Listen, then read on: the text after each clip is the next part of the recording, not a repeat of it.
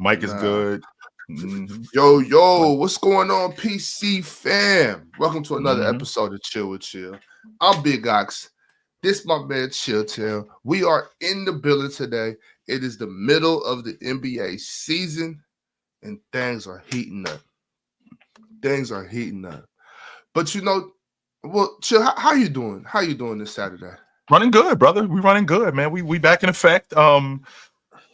Like you just said, it's basketball season, Ox. We had some real good action last night. We had some good action during Christmas. So yeah, man, I'm ready to get to it. I am. I'm ready to get to it. Speaking of Christmas, I felt like we covered some of the games on the panel. We obviously didn't talk about all of them in detail. And the people, that's what they want. The people wanted to talk about some of those games. Yep. So let's give them what they want, Chill. Is there any games on Christmas that you feel we didn't go over on the panel that you want to maybe run down real quick? I don't think we really got into the Minnesota Dallas game like we really should have. That Kyrie Irving performance was incredible, man. I mean, for him to go for almost 40 on Christmas, for the Minnesota Timberwolves to allow Dallas to speed the game up like they did. I mean, they down 21 going into the fourth, Ox. They down 21 going into the fourth, and they really have no momentum. They had lost Luka, who, by the way, we're going to talk about some injuries a little bit later. They had lost Luka. Luka's gone for the rest of the afternoon. So they got to find some. They got to find some buckets. They got to find some momentum. And Minnesota ended up allowing them to speed the game up. And with them speeding the game up, that falls right into Kyrie Irving's hands, which would explain why he just got as busy as he did. And we still have the same problem that we've had with Minnesota in the past, where like they can't score. Like when we get into the meat and potatoes of games, they can't score. And Dallas's defense has been good, but I feel like it was more Minnesota's offense being that bad. And on top of that, their transition defense was awful. I mean, I feel like that's what turned the game over and got Dallas back in the game. Now, don't get me wrong. Minnesota was able to hold on for dear life at the end because Anthony Edwards, he came through in the clutch. I feel like, Julius Randle, as much as people talk about him, just so you know, Ox, he was the only one who got to the stripe in the fourth.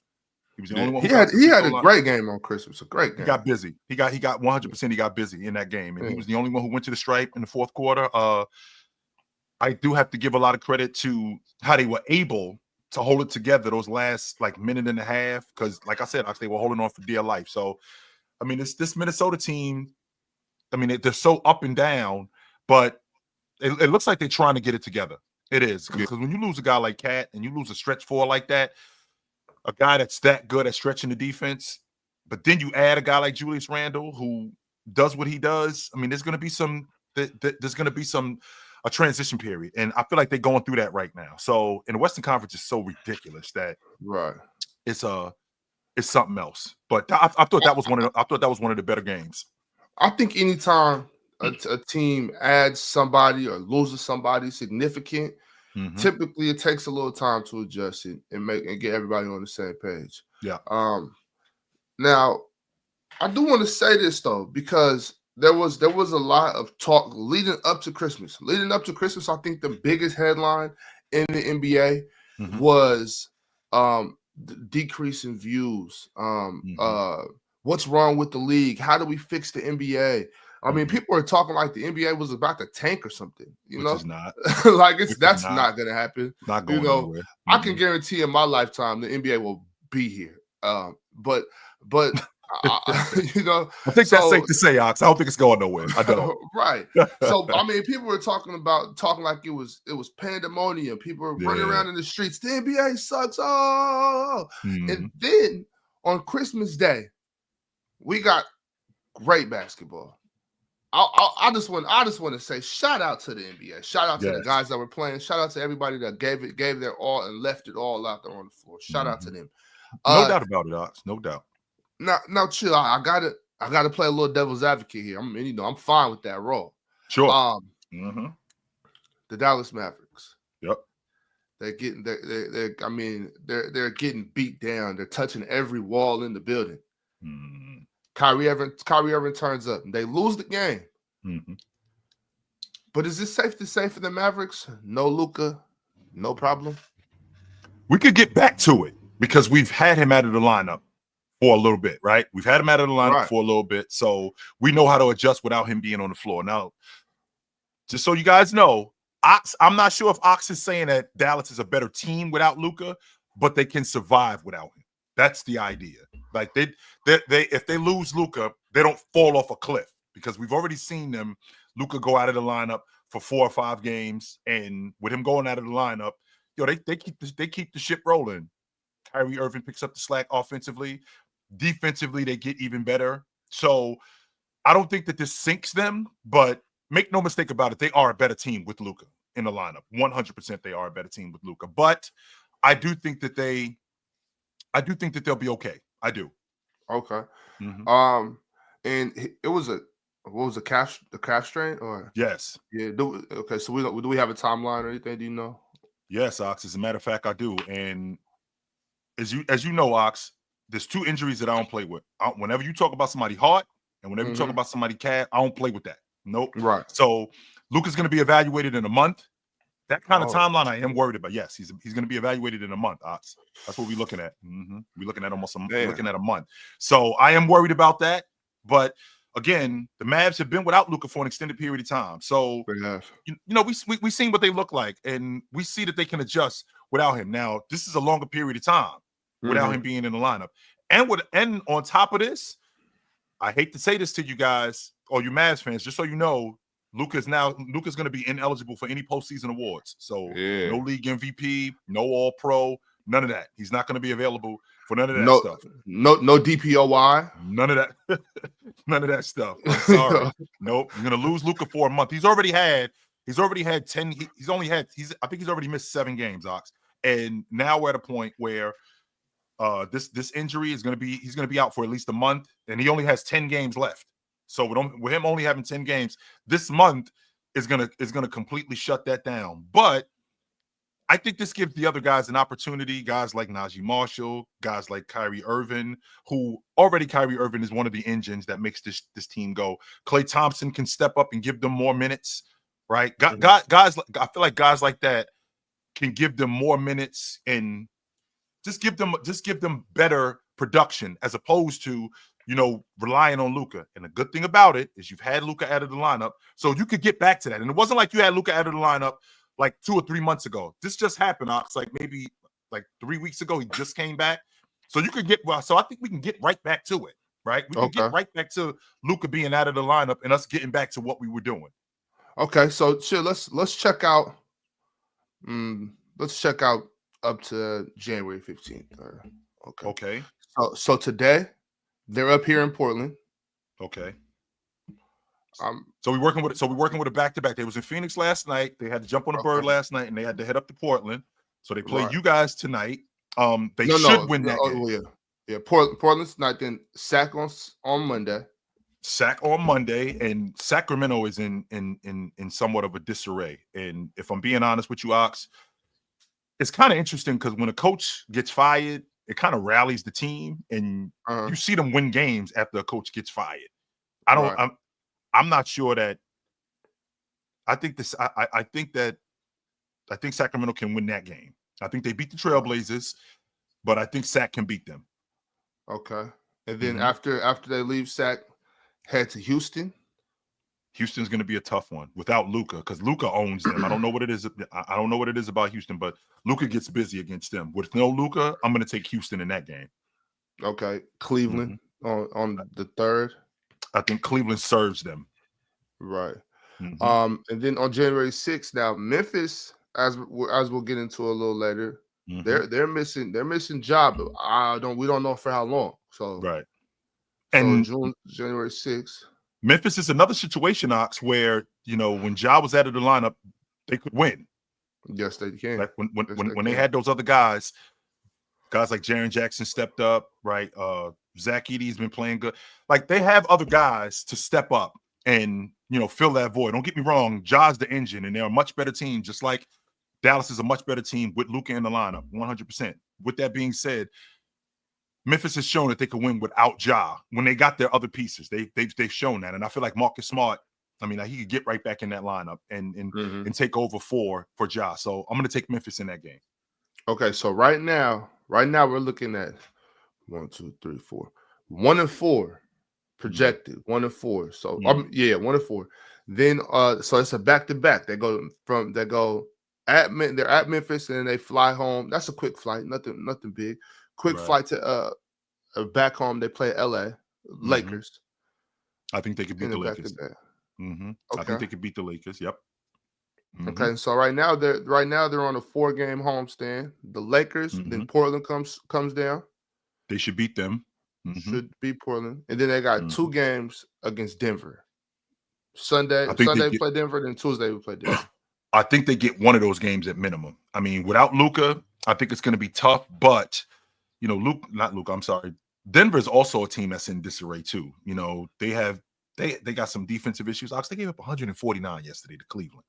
And that's not to say that, Cleveland isn't a good team offensively. They got the best offensively, but to give up almost 150, I mean, they get backdoor cut, and Jamal Murray just looks like a shell of himself on defense. Christian Brown hasn't looked like. I think that they split one of those games. I think Dallas can get one of those games, if not both of them. Okay, and then to wrap up, because we said we'll go to the 15th. To wrap that up, so their MLK Day game will be in New Orleans. They should beat them. Okay. They should beat them. And their MLK, I think their MLK game is that Monday. So if they what day do they play New Orleans?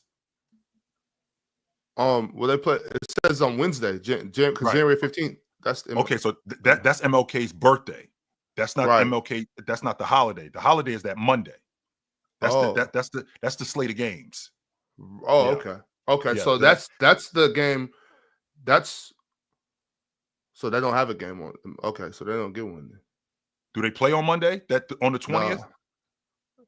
Oh, the 20th. At Charlotte. At Charlotte. Okay, I thought you meant the Monday before. Okay, at Charlotte. Well, before they do play at Charlotte, they gotta they play OKC. So we'll go 12 games in. Okay. So OKC is the 17th, and do you got them against OKC? No, I don't. I think OKC beats them. And then Charlotte is that Monday game. They should beat them. So we got Charlotte on that Monday, like you just said. But previous to that Monday, on that Friday, we got OKC. I think OKC is going to beat them. They should beat the Pelicans. That's the team that you just mentioned. Right. And I think they'll split against Denver. Yeah, okay. I think they'll split against Denver. Okay, so just off the top of my head, if I'm not mistaken, we kind of project them going 500 in the next 12 games. About 6. I think so. Okay. And the reason why I'm looking at this, Ox, I think this is a tougher part of their schedule, right? I feel like, the teams that you ran down, they played Phoenix last night. They should beat the Trailblazers. The Kings, I think that I'm just going off what happens when a coach gets fired. How a team rallies around a coach getting fired. Houston is a damn good team. That's going to be a real tough matchup for them. Then Cleveland, then Memphis, then the Lakers.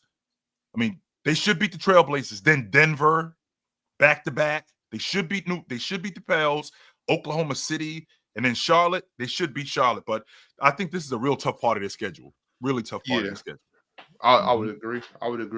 And it gets tougher without your star player. On top of that, you don't have your star player. I think it gets really tough, no doubt. Right. Well, like we've seen them win without him. So yes, we have. Shout out to them. Chill. Obviously, guy like me, I need him to go this way. So I'm praying for 3-9 in the next 12 games. Of course, I'm praying on your downfall. Yes, I am. Yeah. 100% I am. I got something invested in this. I'm hoping that y'all lose. I don't. So just because we are on Christmas, if you guys are just getting here, we're just doing a quick recap of some of the Christmas games that we didn't speak about too much. I think another game we didn't really speak too much about would be Denver and Phoenix. How did you feel about that game? I actually liked it. Like I told you, I only watched that half. I only watched till the halftime. Off the strength that I wasn't happy that Giannis wasn't there. That's all I was thinking about. I'm thinking to myself, as good as this game is, as good as Kevin Durant looks, on Christmas, as good as Joker looked, and that 2-man action, as good as this game was, I mean, how much better would it have been if Giannis was here? And that kind of threw me off from watching the game and really getting involved in the action. But they got handled. They 100% got handled. Phoenix did a great job in getting what they wanted. Yeah, I feel like with what Phoenix, from what I watched in the first half, I felt like Phoenix kind of got what they wanted. They kind of got to the spaces that they wanted to get to. They did a good job in just maintaining Joker, because there's one thing to try to stop Joker. You're not going to do that. But we can maintain him. Okay, if Joker's getting busy, can we slow down these other guys, and can we get production from our guys? And I felt like they did that. I think that worked for the most part in that first half. So, but I just couldn't get past the fact that, you know, Giannis wasn't here. I really felt like Giannis should have been there. Yeah, I really felt like that. I'm confused on the Bucks not playing on Christmas, but like we talked about before, though. Chill. Actually, I think we just talked about that yesterday. Yeah. If it was up to me, I would be able to change the Christmas schedule leading up to Christmas. The closer we got, like, okay, this guy's hurt, this guy's healthy. This team, because we made this schedule in September, right, or August, and things change. You know what I'm saying? Some of the teams we expected to be at the top based on last year and based on, you know, offseason acquisitions, that is not panned out the way we thought it would. So that team's not playing on Christmas. That team's not playing on Christmas. And we're moving these teams. So that's, I mean, the NFL, don't they do 100% the NFL flex games? They'll have a game at 1 o'clock. They'll move that game to the prime time game. They do that all the time. No doubt about it, Ox. Yes, they do. Yeah, we need to start implementing that on Christmas. I think. I think that would be a good move. They do flex games, and right. I mean, a guy like, to your point, a guy like Giannis, and I know that the schedule comes out in August, but a guy like Giannis, as good as he is, you're knowing that going into the season, as good as he is, knowing how good he is, and knowing how good Joker is, the league MVP.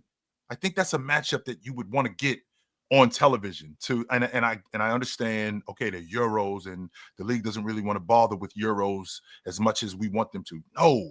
Push that game, especially considering, to your point, what had happened leading up to that game. Ox, we weren't really talking about Giannis is the best player in the league in August. We weren't talking about him like that. Well, next thing you know, 2 months later, 3 months later, we get to October and November, and now this is becoming a conversation. Well, if this is becoming a conversation, now the anticipation for Christmas gets even higher because we got these two guys slated.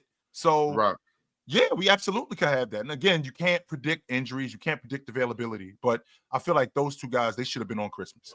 Right. And mind you, leading up to that, I saw the matchups and I was like, man, this is going to be terrible.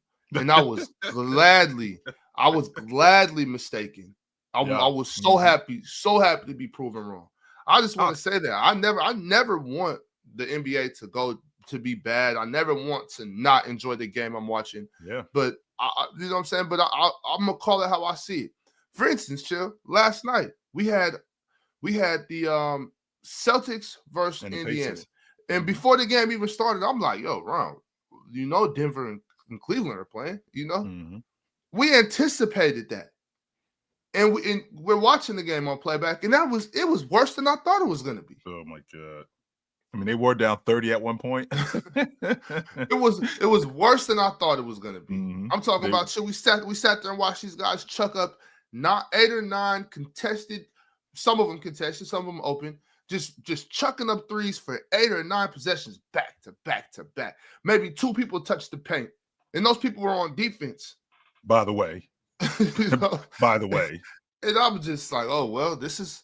We're back to you this. And I watched it 100%. You and I watched it. Where, I mean, if I counted, Ox, and you and I were counting, as a matter of fact, I think it was 8 straight possessions, 8 straight, where long ball, shot, long ball, miss, long ball, make, long ball, miss, long ball, miss, long ball, make. 8 straight possessions. That's what we get. Meanwhile, we got Miles Turner with Derek White on him in the mid post.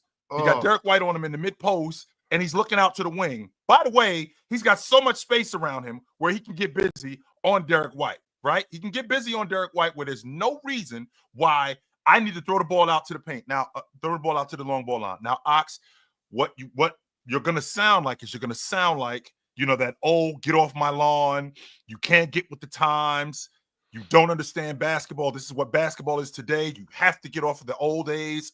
You can't stay there. You're going to get that kind of pushback because I get that kind of pushback all the time. But with that being said, I'm getting on board with you guys. You guys told me that this is the game. You guys told me that this is what the NBA is. You told me to get down with this. Only except you hate it now. And I got a 6'11" guy with a 6'5" guy on him. And I don't care what era that we live in. I don't care if it's 1995. I don't care if it's 2005. I don't care if it's 2065. If you got a small guy on a big guy and he's closer to the basket, give him the basketball. That's basketball. That's not something that I'm trying to make up. That's not me being an old head. That's not me saying, yo, I'm trying to dominate the game with the big guy. No, that's basketball.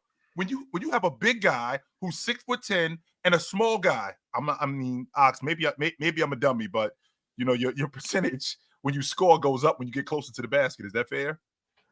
I would say so. I'd like to think so. I mean, right. I think the closer I get to the basket, the more I'm gonna score. And when I got a small guy on me and I'm 6'10", I'm throwing the ball into the big guy. In whether it's the mid post or it's in the post. Get to work, big fella. Get to work. So that's when you were saying that, the exact thought crossed my mind. You said you got to get about to get with the times. Oh God, get off my lawn. There is no time.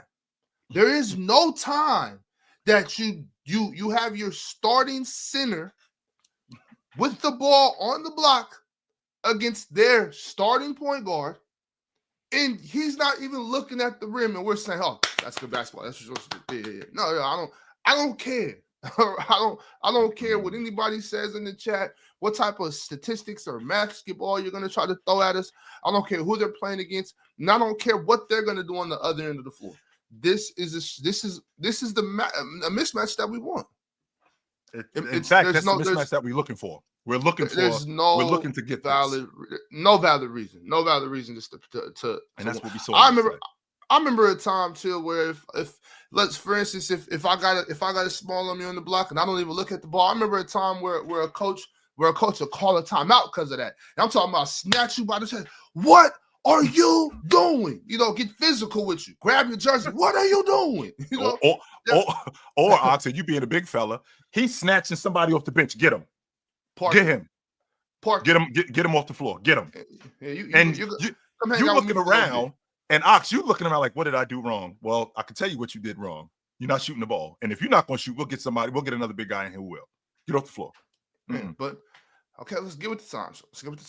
That's what y'all telling me, so I'm doing it. I'm trying. I apologize, but I am trying. Yes, I am. Right. Yes, I am. I think other than that, we pretty much touched most of the games on the panel. Yes, we did. If you got anything else.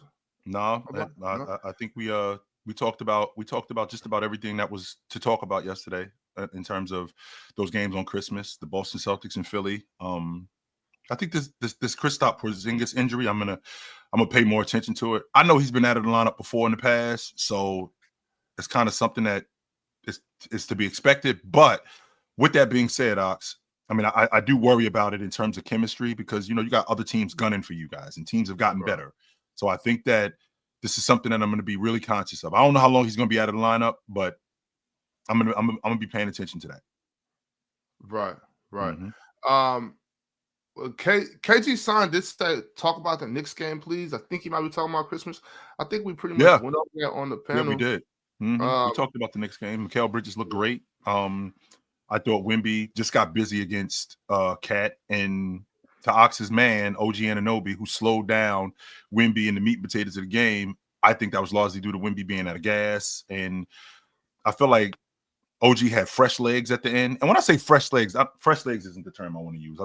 I'll use he was more rested because having to deal with guys like Keldon Johnson and Sochan, guys who aren't really scorers like that. And now I got to deal with Wemby, who's been, banging with Cat all afternoon, and Cat pushing him around. By the time I get to him, when we get 4 minutes into the fourth or late into the fourth, he's about out of gas. And OG Anunoby is not, in the words of Ox, he's not lighting the britches. No, he isn't. So him pushing you around, it's going to be a lot to deal with. I don't care if you're 7 foot. I don't care if you're 6'7". Him pushing you around, yes. But I thought the Knicks got busy yesterday. Mikal Bridges turned into a scoring machine. As we all know, Jalen Brunson gets downhill with the best of them. I think Cat got completely taken out of that game just by the size of Wemby. Just by the sheer size of Wemby, he had gotten taken out of that game. There was really nothing that he could do with Wemby. But I was surprised more than anything with that New York game because honestly, Ox, I had the Knicks smoking them, and I feel like it set the tone for the. I feel like it set the tone for the rest of the day. And we got a great slate of games. We did. We got a great slate of games. We have another super chat from Carlos Hernandez. He says, I like this Mavs team compared to other years because it's not so Luka dependent. We have good backups and good ball handlers creating their own shot, which is what they needed versus the Celtics. Yeah. And I mean, Luka still is on the ball. I mean, I think that if I'm not mistaken, Luka's time of possession is I think like 5 or 6, almost 5 seconds. He's got the ball, which is a lot. But I still think he gets other guys involved a little bit earlier than he did. The grenade launcher, as you would like to call him, Mox, he's not throwing as many grenades as he was in the past. No, right. Definitely he's not throwing as many grenades. And I feel like they're playing with it. They're the most effective when they're playing with a different pace, man. I feel like they're the most effective. Kyrie Irving showed that when they played against Minnesota, when Minnesota allowed them to speed the game up. When Kyrie Irving is in the open floor, man, forget about it. Forget about it. Right. Well, we went through that, recapped the Christmas. Make sure that y'all are satisfied in the comment section. But let's get to the nitty-gritty because we have some things to talk about in the NBA. Let's just rip the Band-Aid off. The Sacramento Kings fire Mike Brown after practice on the way to the jet. What's up with that?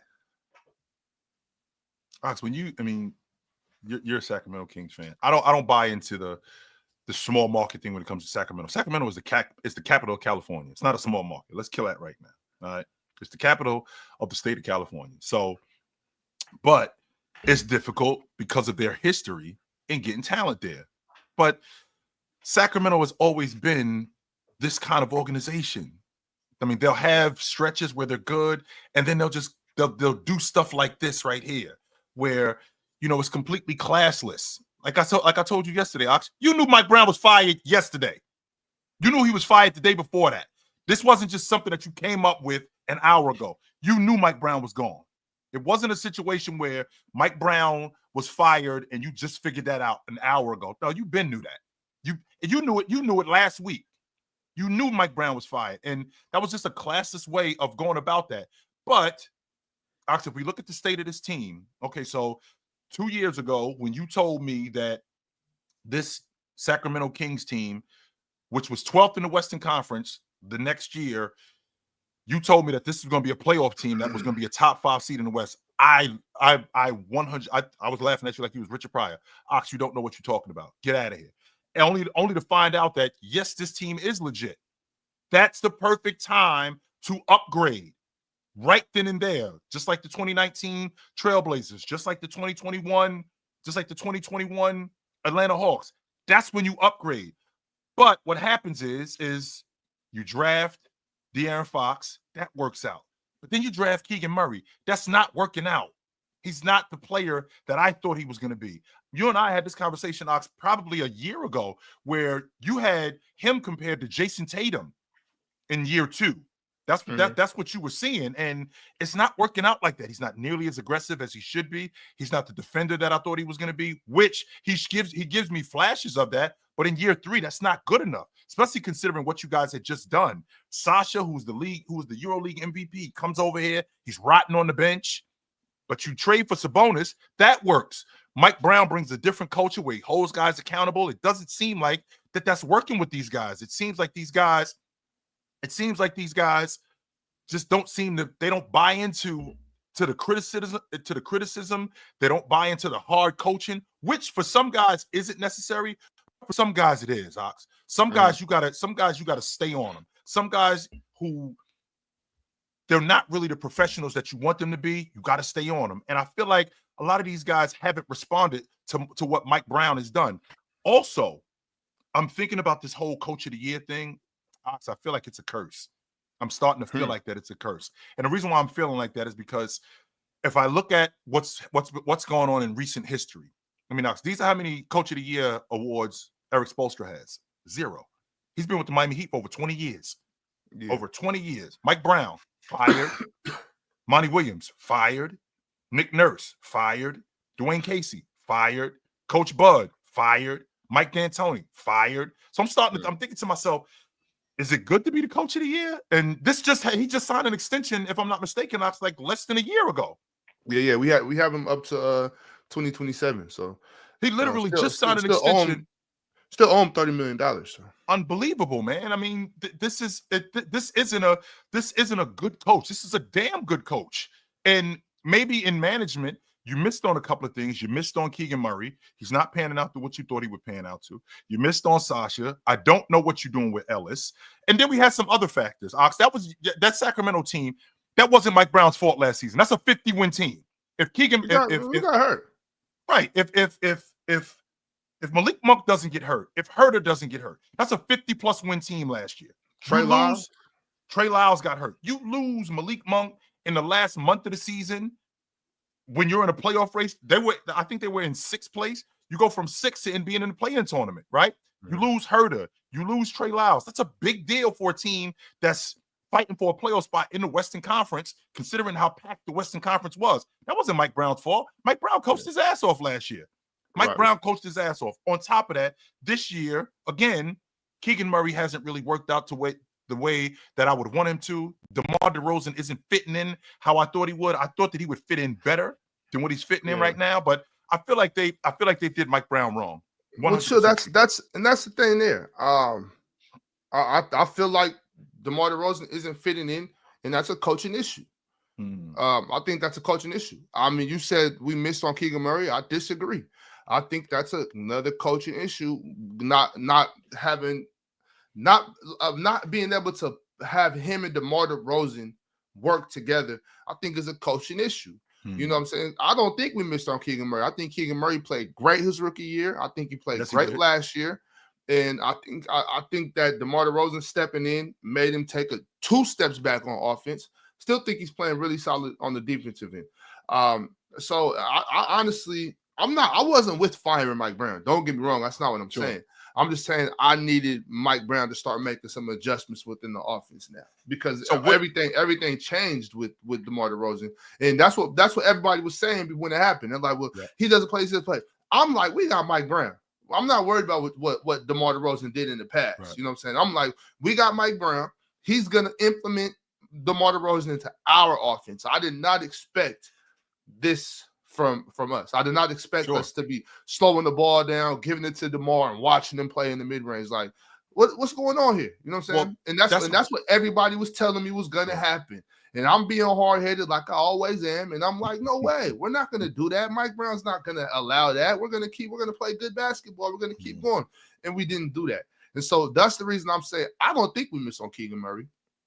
I mean, he's shown the past 2 seasons he can ball. Now, when I'm projecting JT 2.0, that's just me just reaching for the stars. You know what I'm saying? This wasn't Jason Tatum. This isn't Jason Tatum today. This was Jason Tatum in year 2. That's what we was comparing him to. That was it. And, I didn't have a problem with that. I was seeing improvement. You know what I mean? This year I don't see any improvement. I've seen regression, and you know what I'm saying. I think that's due part to having DeMar DeRozan on the team now, and us more so going with DeMar than going with what's been working already. And I think that's a coaching issue. I also want to say we can find another good coach. We're not going to find another De'Aaron Fox. It's going to be hard to replace him. But back to your point about Mike Brown and Ox. When you talk about great coaches, right? When you talk about great coaches, you know they know how to coach a guy's strengths and limit his weaknesses. Well, we all know who DeMar DeRozan is. DeMar DeRozan, for all intents and purposes, at this age, he isn't the up and down player that he used to be. Well, The Sacramento Kings played with one of the fastest paces in the league with De'Aaron Fox, right? With Sabonis. You guys sped the game up. Well, isn't that a management issue? Because you guys know who De'Aaron Fox is. You guys know who Sabonis is. If you're going to add DeMar DeRozan to this crew, you're adding a guy who doesn't play as fast, who doesn't shoot the long ball, which are your strengths. Now, again, you talk about it being coaching. Now what I have to do is I have to implement what DeMar DeRozan does, which I thought would work. I thought he'd give you that in-between game. You have to implement that in, which he did, which doesn't work is him slowing the game down. That's where the problem is, right? That's where the problem is. And I don't think that that's a Mike Brown issue more than that's a management issue. You know who DeMar DeRozan is. DeMar DeRozan is that kind of player. And if I get him on my crew, this is going to be an issue. But it didn't sound like it at the time because, again, we're talking about DeMar DeRozan. That's who we're talking about. So this could work. No, it's not. And to your point about Keegan Murray, that's what I'm talking about when I talk about things working out. That's where the regression starts. And it's hard to progress when you're going backwards, especially when you're in this kind of situation with DeMar DeRozan. I got an older guy holding back one of my young stars. I should never have that. I should never have, especially when we're going this way. I should never have that. Right. And once again, I mean, I understand what you're saying. Well, management got him, but it's like, okay, management, they're giving you the ingredients, coach. Now you got to bake this cake. You know what I mean? So I do feel like Mike Brown could have took a different approach to this season. I think he kind of, I don't want to say bowing down to DeMar, but it's kind of like, why are we catering to DeMar DeRozan? I don't think we should be catering to DeMar DeRozan as much as we should be catering to what's worked for us in the past, catering to De'Aaron Fox, catering to Keegan Murray. We're not worried about DeMontis. DeMontis gonna get his. You know what I'm saying? Like I'm never worried about DeMontis. Yeah. But I don't know, Chill. I want to ask you this: do you think that the firing of Mike Brown was a move? Maybe a chess move, or it might have been elementary. We call it a checkers move. Was it a move to maybe hold on to De'Aaron? Do you think this might have been a move to maybe pacify De'Aaron in a sense? No, I don't. In fact, I think it was so why would we do it? I think it was a move to now accelerate De'Aaron Fox's exit. I mean, don't get me wrong. I feel like De'Aaron Fox and Mike Brown, they may have clashed, but so did Allen Iverson and Larry Brown. They did. And it was understood by Allen Iverson later that I needed that kind of coaching. And maybe De'Aaron does too. But when you fire a coach like that, who's been that good, who's been doing as well as Mike Brown has been doing, what you suggest instability within your organization, especially when your star player says he doesn't want to sign an extension. You suggest instability in your organization. And the last thing you want to do is show that kind of thing, because Sacramento is that kind of organization where we could go to pieces and this could set us back years. And I know, Ox, you ain't interested in going back to 2005, 2007. I know you ain't interested in doing that, because I'm not interested in doing that neither. I really enjoyed watching Sacramento build that thing and them getting better. Well, I do fight that, Chill. I do fight that. This is not the same organization. We are not the same franchise we were. New ownership, new management. We are doing the same things, though. But you're doing the same things that you were doing in the past. You're making bonehead moves when you're trying to build something. Right? When you're trying to build something, you can't afford to make bonehead moves like this. Your star player, his contract is coming up. You're trying to woo him to stay. Well, the last thing that I want to do, being in the playoffs for the first time in the last 17 years, is run off the guy who got us there, who was really good for the organization. DeMontis Sabonis got us there, Chill. 100%. You know I'm not going to argue that. I don't know, because I'm kind of on the track. Well, last year we would have made the playoffs if we were healthy. I think so. Sure. But Chill, Mike Brown's the one that sold us in Game 7. Mike Brown's the one that just sat Davion Mitchell on the floor and just watched Steph Curry give us 80 and was like, we got Davion, coach. Maybe he can help slow Steph down a little bit. And Mike Brown just standing there like Davion ain't even on the roster. You know, and then it's Mike Brown the one that we had Chimezie Metu on the bench and Keon Ellis and Draymond Green grabbing 90 rebounds, looking like Hakeem Olajuwon, and Chimezie Metu just sitting on the bench. Man, put that man in the game. Let him go get some rebounds. Sure. Mike Brown sold us in Game 7 against the Warriors.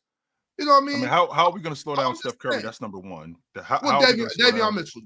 I'm not. He's not locking. He's not No, gonna slowing down. lock. I said, like I said, Yeah, slowing right. him down. Right. But I said slowing him down. he gave us 51 points. 50. All right, was Yep. it 49? 50 points. He gave us 50 points. 50. You put Davion out there, maybe Steph has 41. You know. Do you still lose though? That's the question. No, Do we you don't still lose. No, we don't lose. The thing You I'm put thinking Mitchell about out there to help DeMontis rebound. Maybe we get to the second round. I'm saying that Coach Brown sat on his hands and sold us in Game 7. I don't think that's true, Ox, because I look at your crew and I think about what got you there. What got you there was Davion. What got you there was De'Aaron Fox and Sabonis, right? What got you there was Keegan Murray. What got you there was your big front line. Now, if you're asking me to put Davion Mitchell, who was a negative on offense at that point, because you needed buckets. Sure, I'm gonna need a stopper. I'm gonna need a guy to slow Steph Curry down. And again, we're not talking about stopping him. I'm talking about a guy to slow Steph Curry down. We also need offense. We do need a guy who can knock down an open shot. And Davion Mitchell wasn't able to do that at all during that series. Right. Remember De'Aaron was hurt though. Remember De'Aaron got hurt. He broke his hand. That series should have been over. That's it. Because I think y'all went up in that series 3-2. That series should have already been over. If De'Aaron Fox doesn't break his hand. Yeah, and then Harrison Barnes wide open on the left wing. He misses a shot, which don't get me wrong, Ox. I mean, I think Coach Mike Brown drew up a great play.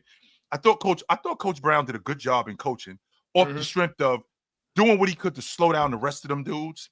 And I mean, I expect an explosion from Curry, but I think they got it wrong in this particular situation. I do. Right.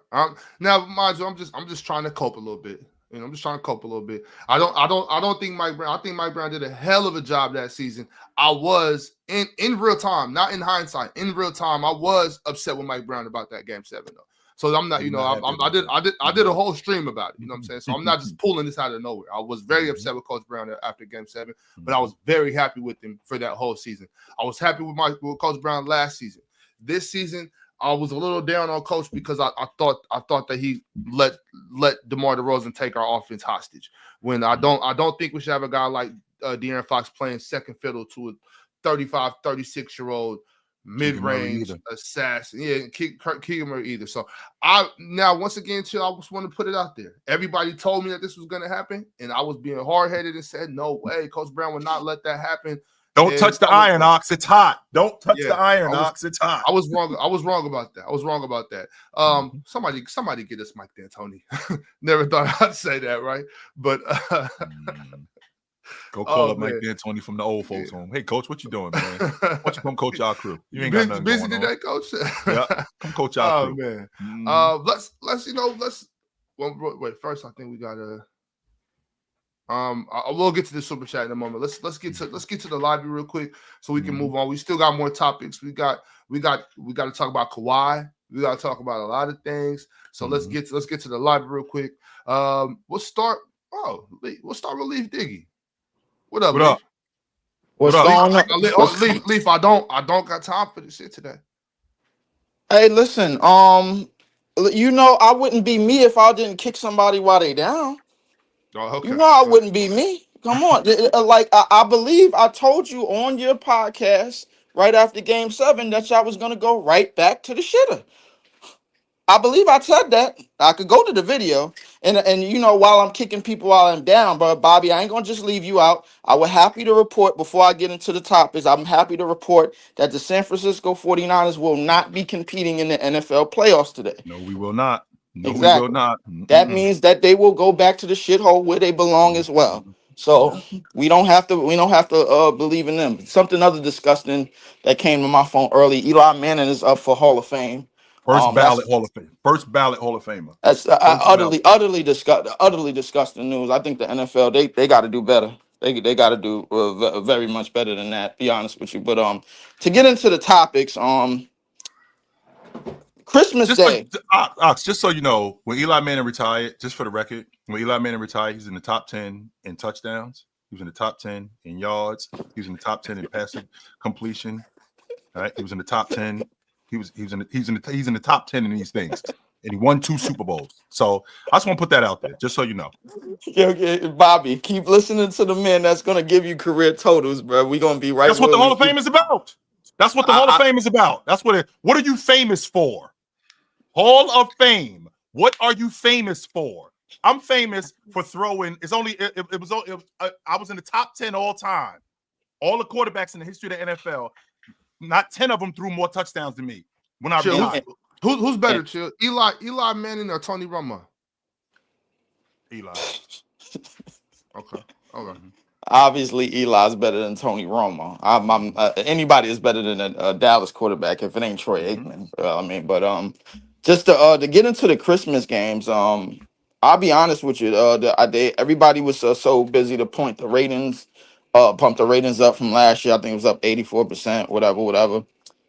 I would like to say that the NFL doesn't go on Wednesdays. They don't. You're absolutely right about Chill. But I will say this: them going on Netflix, I think they did the NBA a favor, and I like to go into why they did them a favor. Last year, Christmas fell on what day? A Monday, and I had to double check because Monday the NFL that Monday NFL had 3 games on, and all of them games did 20 million views or more.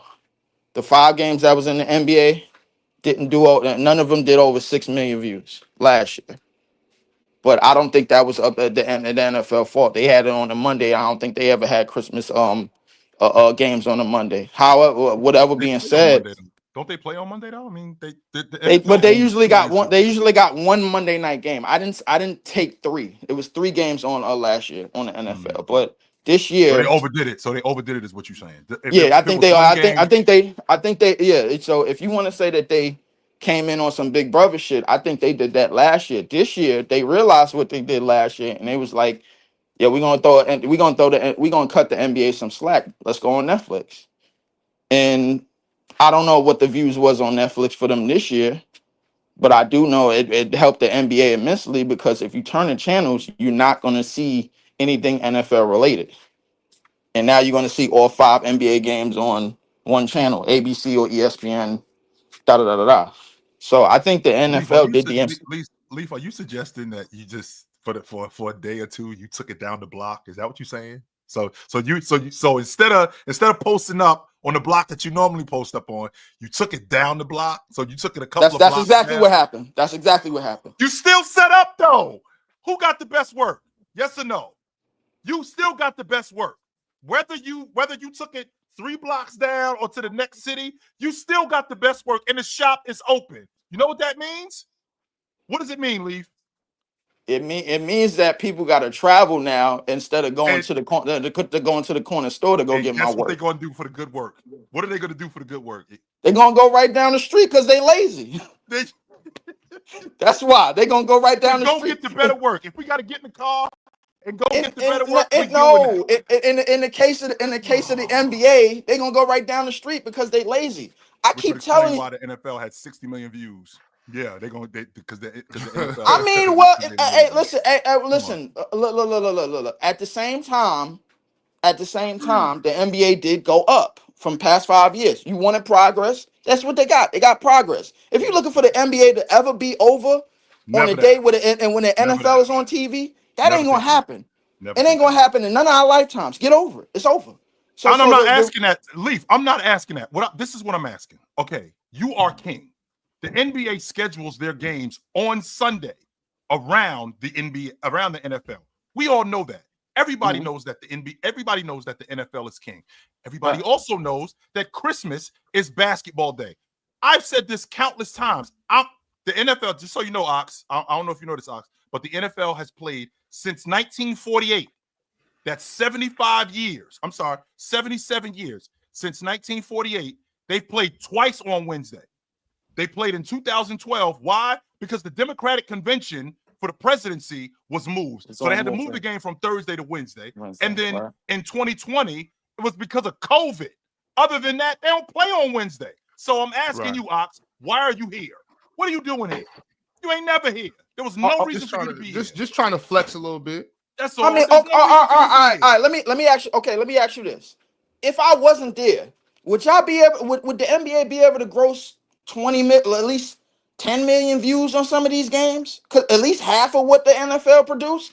No, because the NBA is not producing that on any given day. So that's the reality. That's the reality, chill. Just so you know, Leaf. The work ain't good enough. The work down the street ain't good enough. It ain't cutting it. Just so you know, Leaf, I'm probably not going to get any further with Homegirl, but the fact that you here is screwing it up. It's screwing it up. I'm probably still going to get where I'm going with Homegirl, but the fact that you're here, you screwing it up. Let me be. Okay. If I leave, what's to stop her from missing me and talking about me while she around you? Because she gonna get put out my house. There you go. There you go. But Leaf, you got anything else before we I do got something else, bro. Hey, talk about you when you leave. Yeah, get up out of here. No. I do got something else, but on Christmas, listen to the Milwaukee point being on Christmas. I understand it, but what made it sort of like a question mark was the day after, because I was expecting to go up against a very, very pissed off Milwaukee team, and I did not see Giannis and I did not see Dame, and somehow the Nets, who were supposed to be tanking Chilltown, that's what you told me, won the goddamn game.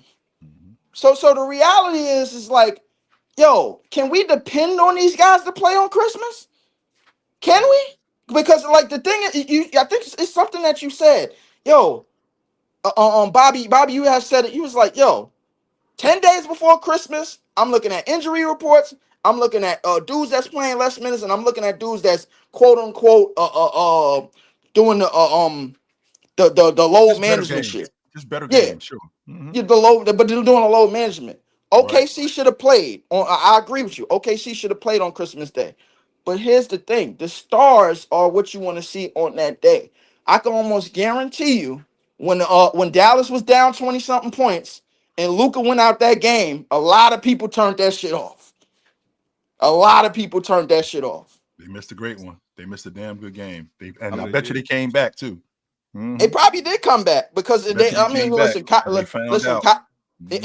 out that Dallas could play without but in closing, really, I think definitely the first and second best player in the league belongs on Christmas Day, but we got to ensure that they are playing on Christmas Day. Hence, Milwaukee, Giannis and Dame sitting out the very next day after Christmas.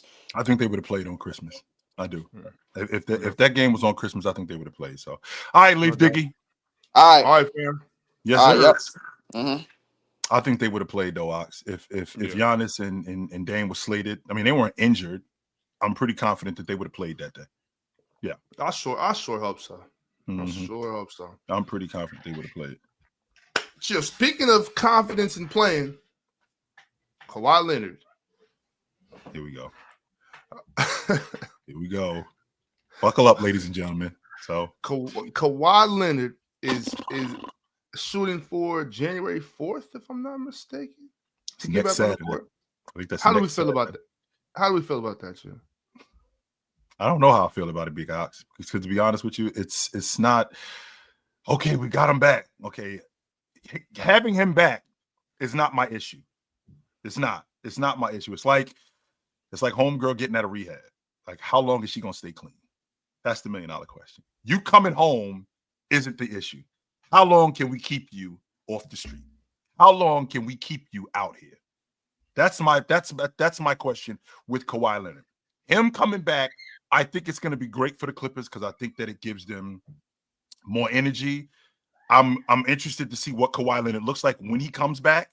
I'm interested to see how sharp he is. Because again, there's a reason why the United States Olympic Committee called up the Clippers last summer and said, "Yo, come get your man. Come get your man." That was 5 months ago, Chill. That was 5 months ago. Yes, it was. 100% it was 5 months ago. And remember what we have. We don't have an injury. We have a condition. So I'm trying to figure out how they are managing this condition, right? How are they handling him?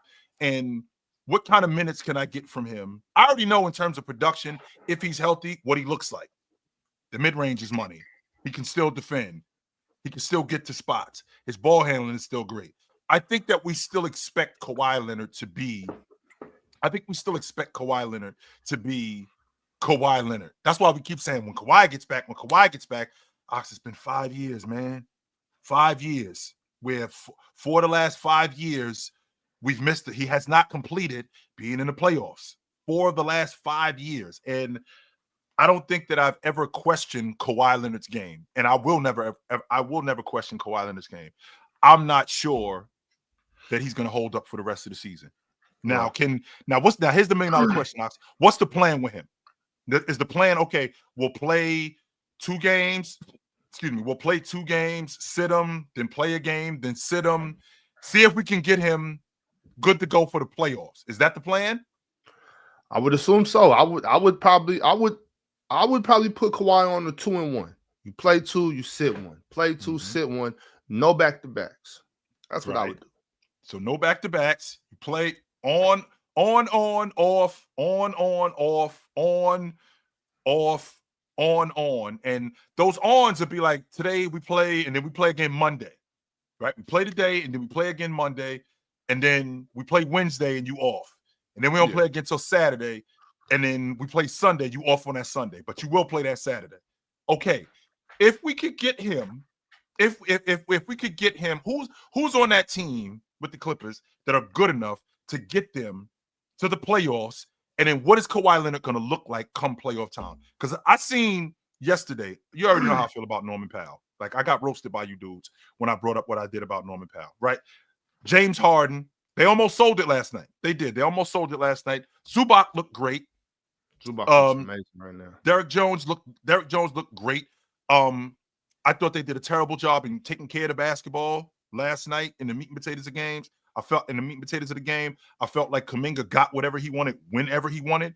I don't think Kawhi Leonard can slow anything like that down, but I do think he gives them a better ball handler, a guy who can make free throws, a guy who can score the basketball, and a guy who can defend if he's mobile enough. I don't know what he looks like though, Ox. And going off what I've seen in the past, when he came back from that knee injury in the 22-23 season, they managed him exactly how you talking about. They brought him along slow.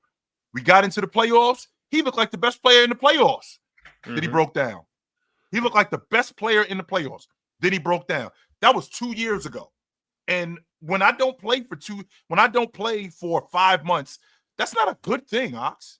That's not a good thing. That's me. Now I got to get my body back acclimated to playing. I got to get back to the flow of the game, the physicality of the game. That's going to take some time for me to get into that. That's going to definitely take some time. So I'll be interested to see your man, Ox. I will. Well, Kawhi's not just sitting on the couch, chill. You know, he's working out. On top of that, to Green's point, you're leaving out some context to that. Paul George was not there also. Paul George went down first. You know, that was a really bad hyperextension Paul George had, and he went out first. So another thing, the Clippers are looking really good already. I think they beat the Warriors 6 of the last 7 times they played them. Yeah, I mean, like that. The Clippers, they look good right now. James Harden's playing good basketball. Zubac's playing good basketball. Norman Powell's playing great basketball. The other guys, they're filling into their role, doing really good. So I don't see an issue here. The only thing I can see is can Kawhi make it to the playoffs and through the playoffs? I'm concerned as well, but it's only one way to find out, and I'm excited for it. He's aiming to come back on the 4th against the Atlanta Hawks. So we'll see. I'm here for it, y'all. Yeah. Let me chat. How do y'all feel? Let me know how y'all feel, chat. Let's talk about it. I already know who he is as a player. That's never been my issue. I already know who he is as a player. I think he turns 34 this year, in 2025. Next year, he turns 34.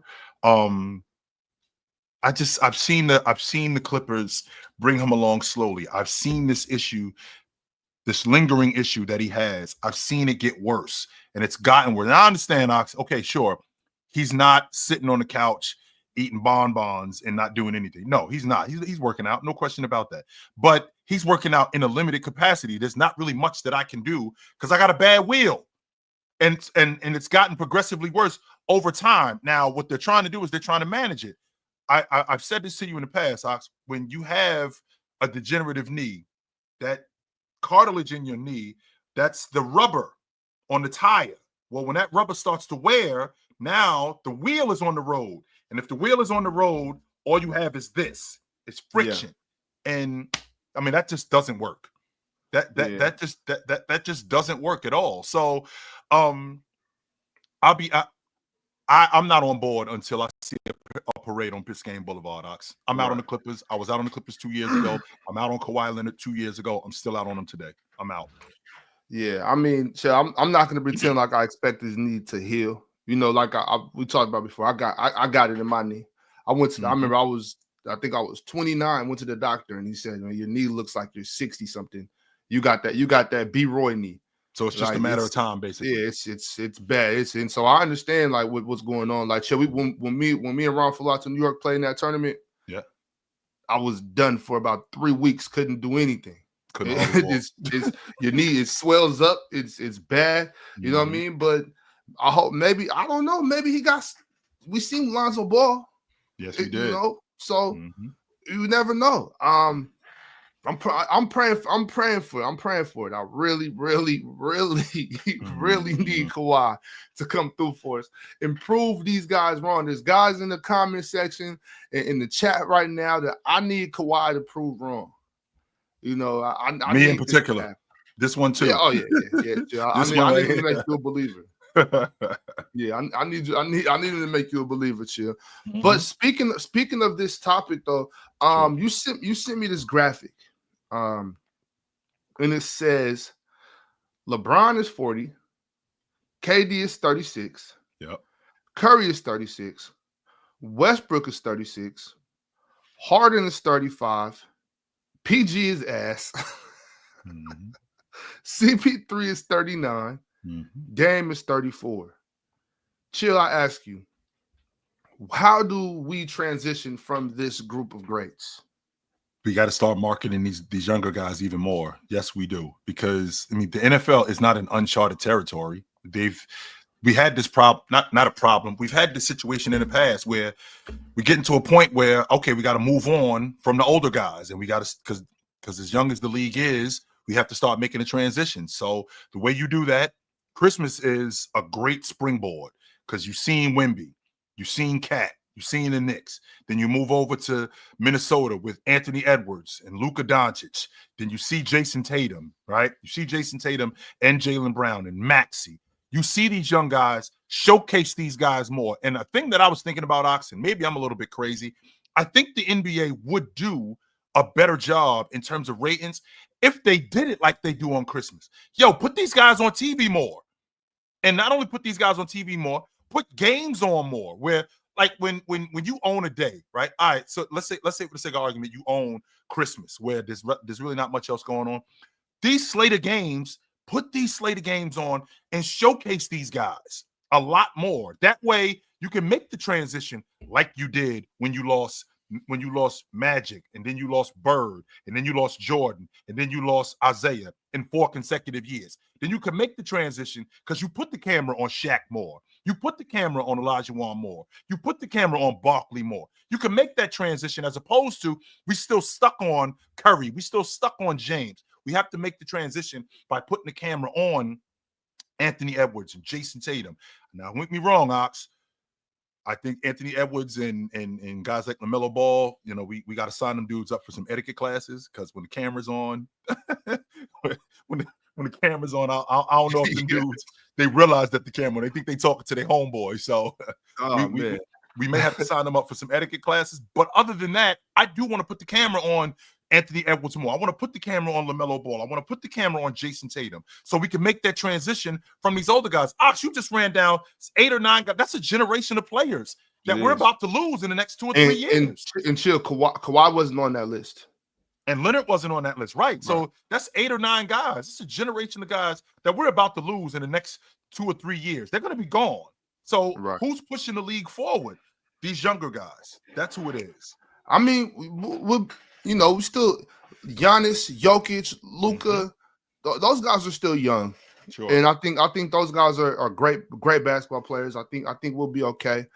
Jason Tatum, like you said, and LaMelo. I mean, there's still a lot of really good players. So I think the league has something to market. Yes. And you know what, to your point, to your point about media training, because I said that and I was serious about that. Like, yo, I I don't know who LaMelo is talking to. Like, I'm not sure where he thinks he is, but I think this new generation, I think they kind of gravitate to that with LaMelo and Ant, not being perfect professional, and I said bring the dress code back. Put these guys back in suits and ties. Mm-hmm. I don't think these kids want to see that. I don't think they gravitate to that type of professionalism. In their defense, you can be a professional in a tracksuit. You can be a professional in sweats, and what you wear doesn't make you a professional. It's you and your character and how you carry yourself, what you do on the court, what you do off the court that makes you a professional. Taking care of your business, taking care of your body, looking out for your teammates, whatever that looks like to you. Right. That's what makes you a professional. So I'm okay with that, and I just wanted to say that maybe that's what the kids are going to gravitate to. Sure, and what I will argue, Ox, is I'll argue that you are representative of a business, right? So if you're a representative of a business, like I've said in the past, when you turn on the NBA, if you see Anthony Edwards, okay, this is the face of the NBA. If you turn on the NBA and you see Jason Tatum, this is the face of the NBA. Well, okay, we don't have to be buttoned up, and this is not 1994. I definitely get with that part, no doubt about that. But there's a certain way I got to carry myself. There's a certain way I have to be spoken, right? Because again, what we're also doing, in addition to selling basketball, we're selling product.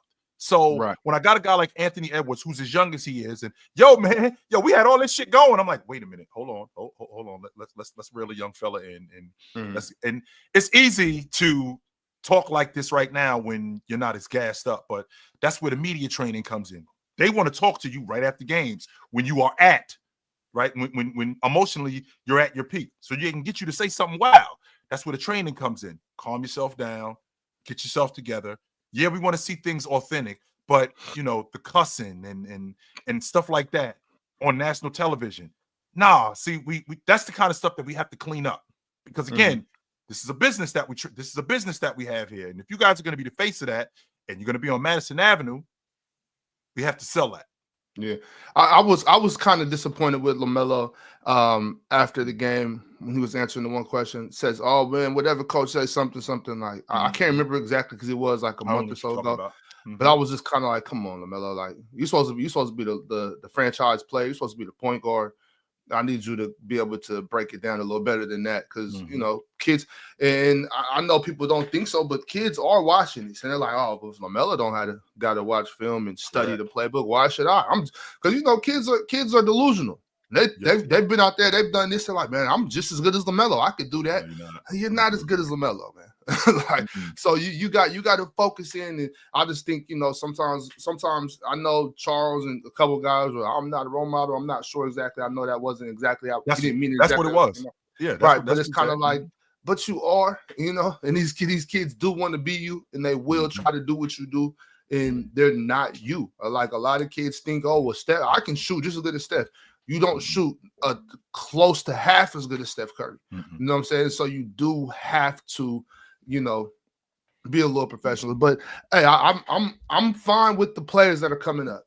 And John Morant's another guy that can use a little media training, but he's a hell of a player. So there is that. Sure, there is that. I want to talk about this MVP ladder. Where'd it go? 1 second. Oh no, that's not it. The MVP ladder. This is really interesting. So, this is the new and improved MVP ladder. We'll start at 1 and go down. We got Nikola Jokic, Giannis, SGA, Luka Doncic, and Jason Tatum. That is our top 5. I'll repeat that. Nikola Jokic, Giannis Antetokounmpo, SGA, Luka Doncic, and Jason Tatum is our 1 through 5. Right after that, we got the young fella, Victor Wembanyama at 6. Karl Anthony Towns, the big bodega, at 7. Donovan Mitchell at 8. De'Aaron Fox at 9. And LeBron James bringing up the rear at number 10. How does this top 10 look to you?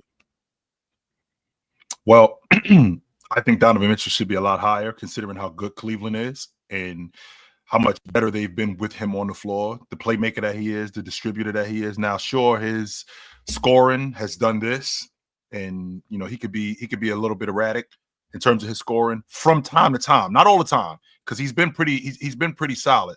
But if I look at what's going on with this Cleveland team, a lot of it has to do with how good he's been. Ox, just so you know, this Cleveland team, they're undefeated against the Western Conference. The 4 losses that they have are all against Eastern Conference teams. They lost to Atlanta twice. They lost to Miami. They lost to Atlanta twice. They lost to Miami. And I'm leaving somebody, and there's another team that they lost to. Oh, I'm sorry, they lost to the Celtics.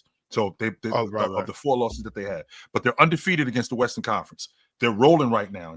And Donovan Mitchell, how much better he's been as a distributor and a playmaker, right? As a distributor and a playmaker, he's been so much better this season than I've given him credit for. He's been fantastic. And with that being said, this team offensively, they go with him rolling. And Ox, they got the number 1 offense in the league. With them having the number 1 offense in the league, that's largely due to how good him and Evan Mobley are as a pick and dive tandem. We're talking about 2 guys who Evan Mobley's been great at the rim. Not only has he been great at the rim, he's actually been really good at the long ball line. So I like to see him a little bit more in the mid range, but that's largely due to Donovan Mitchell. Darius Garland, his game is picked up because of Donovan Mitchell. So when you're talking about a team being good, I feel like the MVP means exactly that. Me, how successful is my team? According to me, how valuable am I to my team's success? Donovan Mitchell has been largely valuable to his team's success, just like SGA has been, just like Jason Tatum has been. Now, I'm not going to argue that Joker's been the better player. That part I won't argue. I will never argue that. Just like Giannis has been the better player, and I feel like Giannis definitely needs to be higher up in the conversation for league MVP. But I do think that Donovan Mitchell needs to be talked about more in the league MVP race. Okay. Mm-hmm. Okay. How do you feel about the young fella, Victor Wembanyama, being at 6?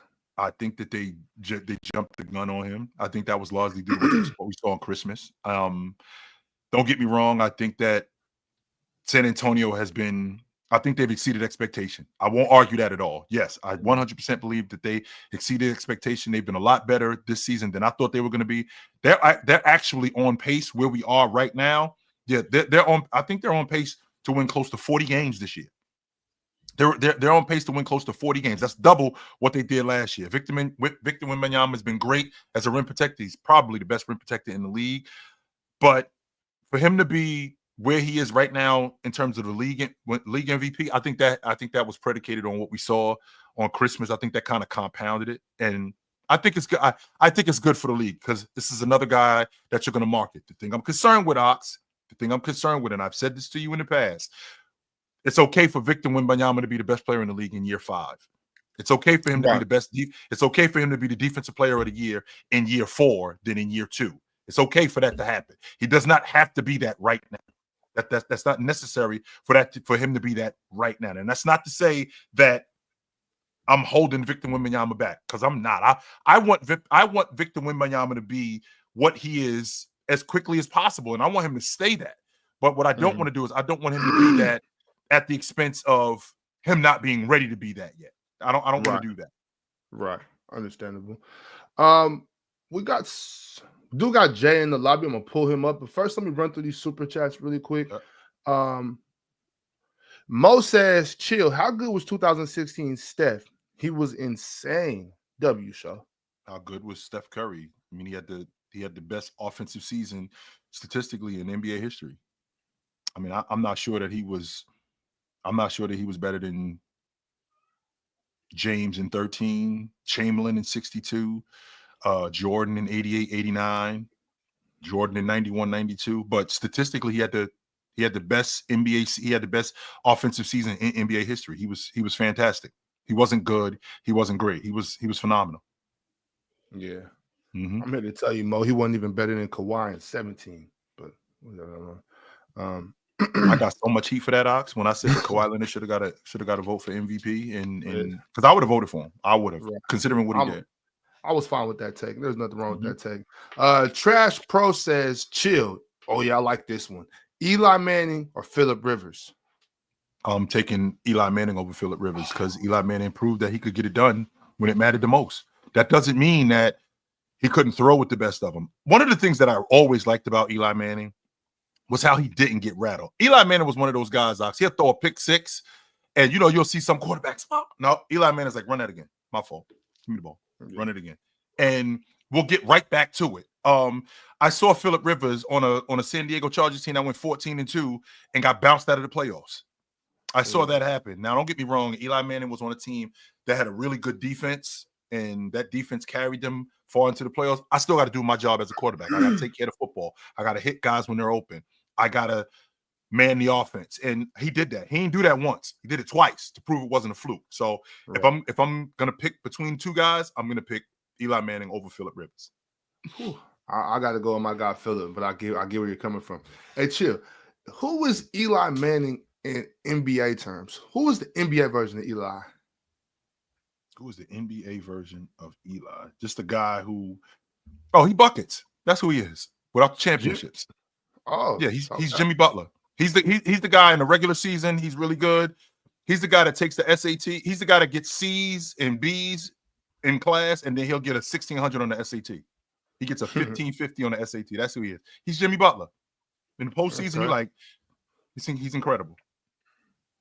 Mm-hmm. So this question, I'm not sure. I'm lost. I don't know what context talking about. Maybe you could help me out with this, Chill, because as soon as we were done last night, I had to go, so I didn't even see this. But he says, context clues says, with the fight that happened last night, how many games are they going to be suspended for this? What happened? You didn't see it, Ox? No, I didn't. Yeah, Najee Marshall and Nurkic got into it, and Nurkic he basically sunned Najee Marshall and mushed him. Well, Najee Marshall threw a punch. Now, most people will say, yo, he dropped him. No, he didn't, because PJ Washington was the one who came over and pushed him. So he pushed him while Najee threw a punch at him, and it looked like Najee dropped him. And it wasn't like that.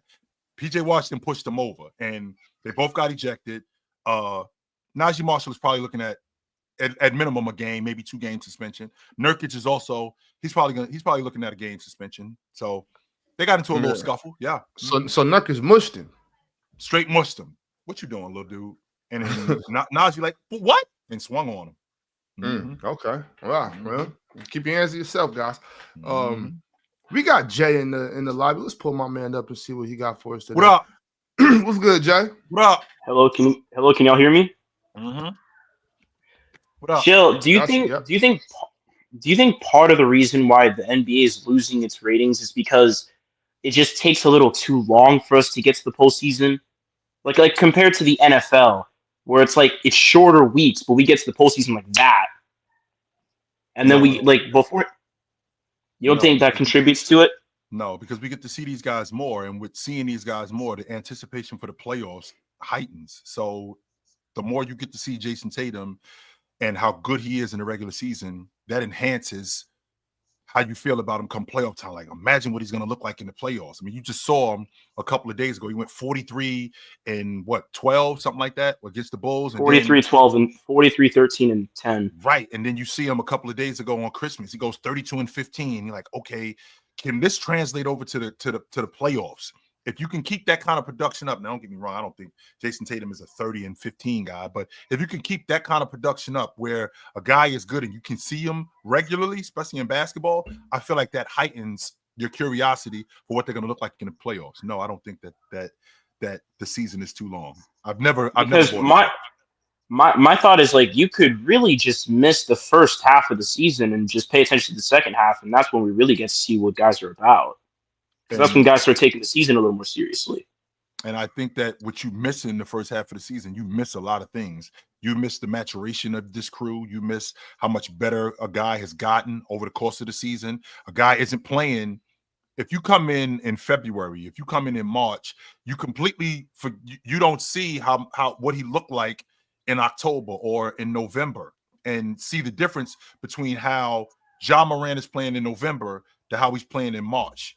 You completely missed out on that. And because you missed out on that, you missed out on the maturation of this unit. One of the main reasons why this team is as good as they are now, It's because how much better he's gotten, how much better Jason Tatum has gotten, how much better Anthony Edwards has gotten, how much better Luka has gotten throughout the course of the season, how much better he's playing. So you miss that stuff when you come in the middle of the season. It's almost like coming in the middle of a movie and expecting to understand the movie in its entirety. And that's not what's going on. That makes a lot. Yeah, I guess you're right. That makes a lot of sense. I've got two more questions for you here, Chill. Do you think, and it's a question about Giannis, and comparing him to an all-time great player, do you think Giannis is ever going to sniff Chamberlain as a player? Because that's his comp. Is he ever going to get anywhere near Chamberlain? No, I don't. By your estimation? No, I don't think so. Ever? No, considering I think a lot of people, when they think about all-time great players, they check off the box of championships and then they just leave it with that. And there's so many other things that go into that. I mean, the rule changes, what Chamberlain did in terms of stats, how long he did it for. No, I don't think so. In terms of Wilt's impact on the game, no, he didn't have nearly the impact. Giannis doesn't have nearly the impact on the game that Chamberlain had, even though it was a different league at that time. He doesn't have nearly the impact. No, I'm not. I'm not saying he's going to average 50. We're still talking about him today. Wilt retired 51 years ago. He's been out of the league over 50 years, and we're still talking about him. Still, he's still the all-time leading rebounder in NBA history. Jordan passed him as the number one guy for points per game in NBA history. That was still going on. And we got guys averaging 30 today. Wilt did that for his career, for the record. Wilt did that for his career. So, I mean, in terms of him, in terms of the record books, I don't think anybody's going to come close to Chamberlain. Nobody, because like the reason I'm saying this is because the comparison to Giannis is what Chamberlain did.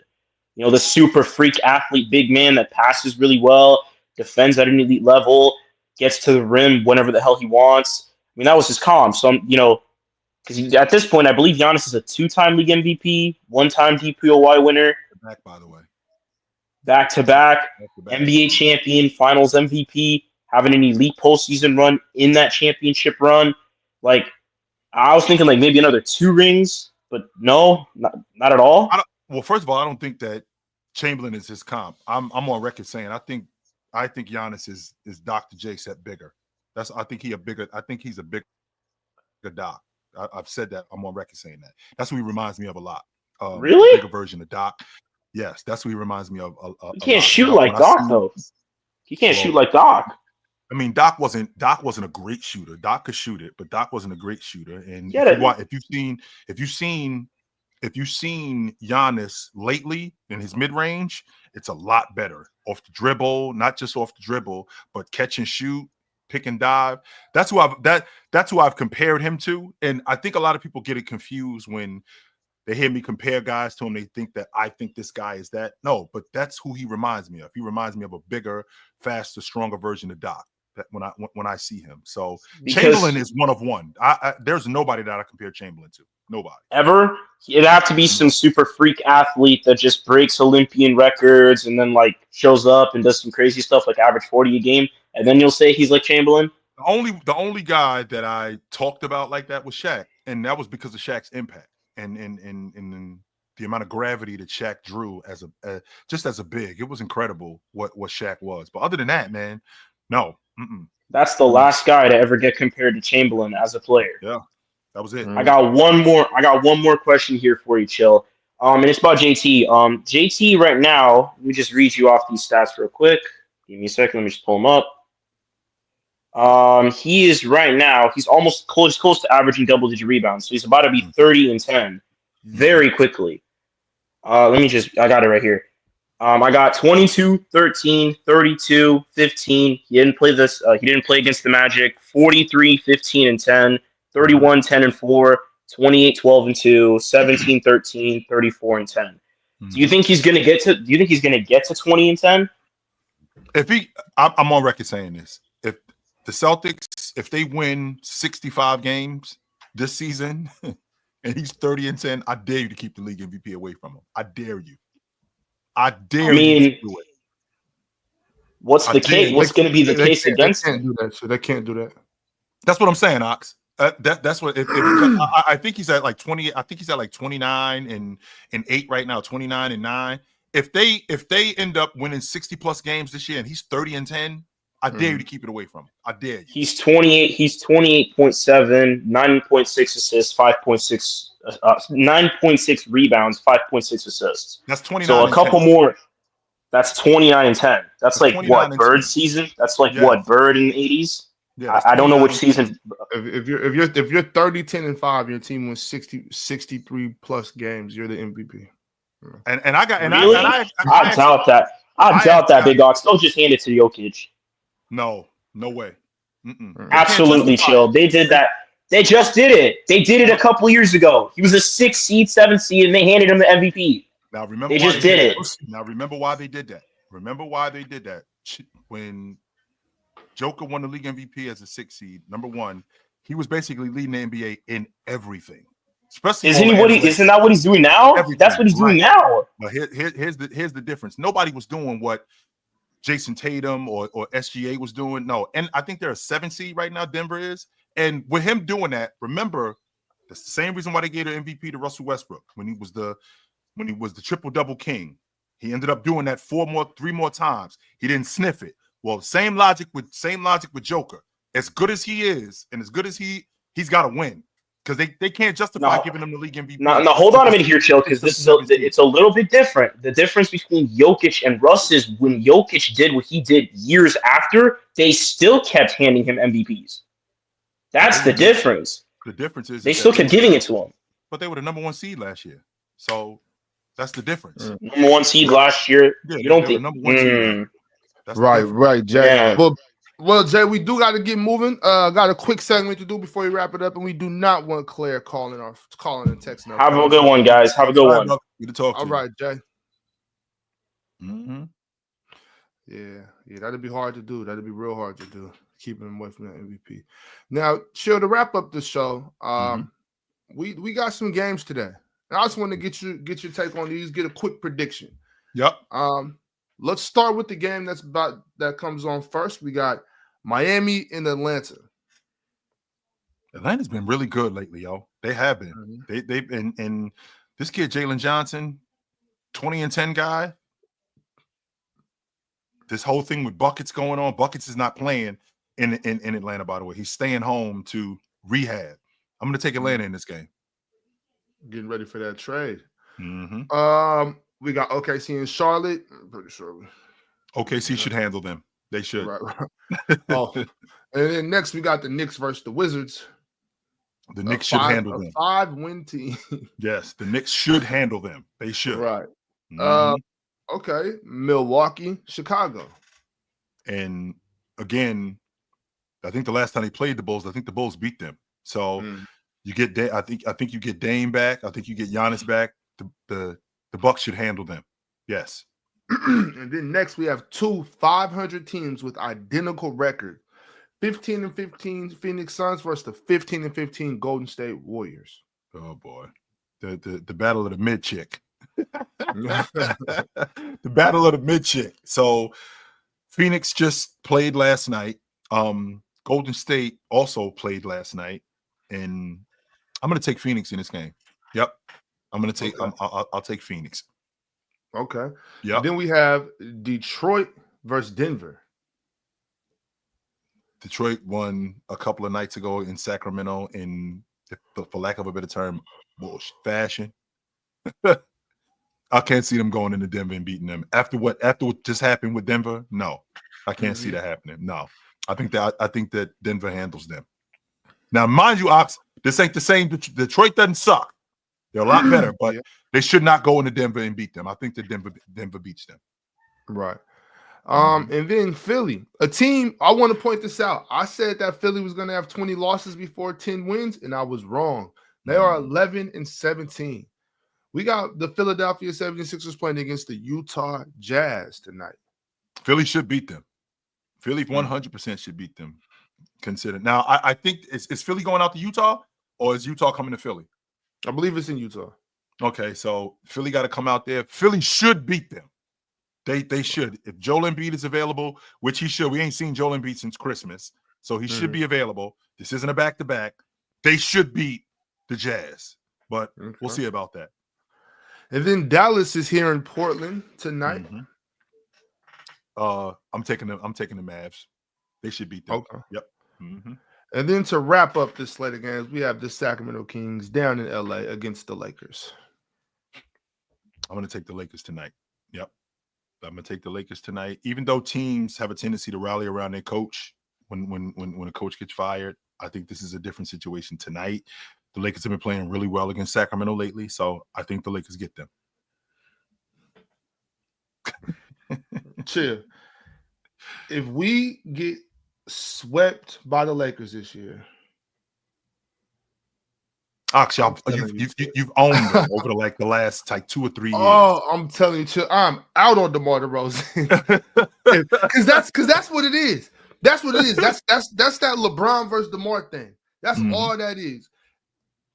Oh my god! Oh, did I call this one wrong? Oh man! All right, y'all. Well, that's the show today. Had another good one. All right, Claire. Okay, so I shut the phone off right there. Because she already calling. Please, cheerio, relax. It was a good one. We got some good games tonight, y'all. Make sure to tap in. Watch basketball. Basketball. And we'll see y'all on Monday. Yes, we will. Until then, put on a suit, drink water, don't drink and drive. Hey, man, call your mother. Well, last time you talk to your mother, call your mother. And if you ever in the Portland area and you had a little bit too much to drink, hey, give my man a call. Here comes Scoopy. He won't leave you out there. We will talk to you guys soon. But until then, take it light, but take it. Absolutely, man. It was good to see you guys today. All right, y'all. It was dope. Yeah.